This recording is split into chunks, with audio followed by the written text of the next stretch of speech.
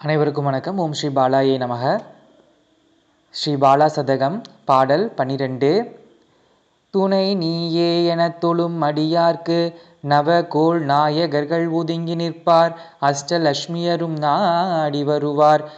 தனமும் நல்ல மனம் கொண்ட மாந்தரும் தேடி வருவார். பாடலின் பொருள்: துணை நீயே எனும் தொழும் அடியாருக்கு, தாயே எனக்கு வேறு கதி எதுவும் இல்லை, நீயே கதி என்று இருக்கும் அடியார், அதாவது அபிராமி பட்டரை போல. எப்படி அபிராமி பட்டர் அந்த நெருப்பின் மேல் நின்றாலும் அபிராமி அன்னையை துதி பாடுகின்றார் அல்லவா, அந்த துதிதான் அபிராமி அந்தாதி என்பது ஒரு குறிப்பு. அப்பேற்பட்ட அடியார்களுக்கு நன்மை தீமை என இரண்டையும் சேர்த்தே தரக்கூடிய நவகோள் நாயகர்களும் ஒதுங்கி நின்று பார்ப்பார்கள்.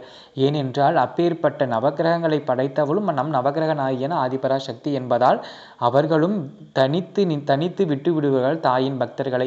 ஏனென்றால் தாயின் பக்தர்களுக்கு தாயே முழு பொறுப்பு ஆகிறாள். அப்பேற்பட்ட கருணைதான் துணை நீயே என தொழும் அடியாருக்கு நவகோள் நாயகர்களும் ஒதுங்கி நிற்பார். அஷ்டலட்சுமியலும் நாடி வருவார். அஷ்டலட்சுமியும் தாயின் ஸ்வரூபம் என்றாலும் அஷ்டலட்சுமியருக்கு நன்மை செய்பவளும் அன்னை ஆதிபரா சக்தியே. அதற்கு சிறந்த ஒரு எடுத்துக்காட்டு ஸ்ரீ காஞ்சி காமாட்சியின் ஆலயத்திலே அரூபலட்சுமியாக இருப்பவளும் மகாலட்சுமி தேவி.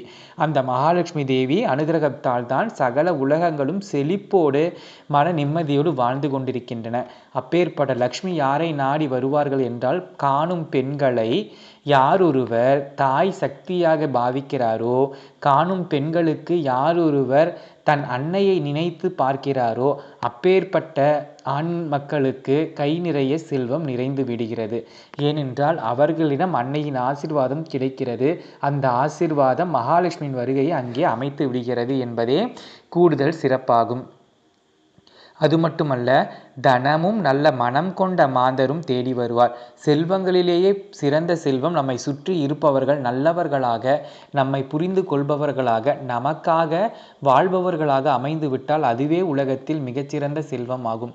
முதல் செல்வம் நோயில்லாத வாழ்க்கை. இரண்டாம் செல்வம் நம் சுற்றத்தாரும் மிகவும் அந்யோன்யமாக நம்மோடு இருந்தார்கள் என்றால் அதுவே மிகப்பெரிய செல்வமாகும். அப்பேற்பட்ட செல்வத்தையும் அன்னை பாலையின் அனுகிரகம் அருள் செய்யும். ஏனென்றால் இந்த உலகமே அன்னையின் விளையாட்டு பொருள் என்று லலிதா சகஸ்ரநாமம் கூறுகிறது. ஆபால கோப லலிதா என்று கொண்டாடுகிறது லலிதா சகஸ்ரநாமத்தில். அப்பேற்பட்ட தாயை வழிபாடு செய்வதன் மூலம் நம் வாழ்க்கை இனிமையாகவும் ஆக்கிக் கொள்ள முடியும். அது மட்டுமில்லாமல் இம்மையும் மறுமையும் நன்மையாக முடியும் என்பதே கூடுதல் சிறப்பாகும். நன்றி, வணக்கம்.